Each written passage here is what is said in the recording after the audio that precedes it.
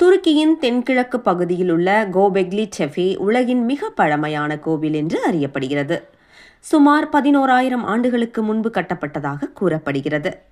இங்கு 20க்கும் மேற்பட்ட வட்ட வடிவ கட்டிடங்கள், 18 அடி உயரம் மற்றும் 50 டன் எடையுள்ள டி வடிவ கல் தூண்கள் காணப்படுகின்றன.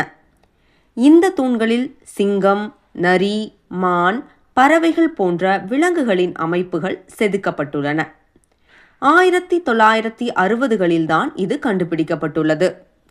கற்கால மனிதர்கள் இதை கட்டியவர்கள் என்று ஆராய்ச்சியாளர்கள் கூறுகிறார்கள். அதாவது விவசாயத்திற்கு முந்தைய காலம் என்று கூறப்படுகிறது. இங்குள்ள கல் தூண்கள் எளிய கருவிகளால் கட்டப்பட்டுள்ளது. தூண்கள் மலைக்குள் இருக்கும் சுண்ணாம்பு கற்களில் இருந்து வெட்டியெடுக்கப்பட்டுள்ளன.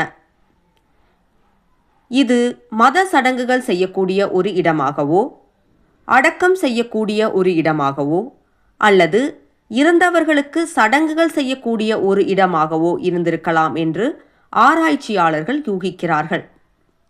விவசாயத்திற்கு முன்பே மதம் மற்றும் சமூகம் போன்ற நம்பிக்கைகள் இருந்துள்ளது என்பதை இது குறிக்கிறது.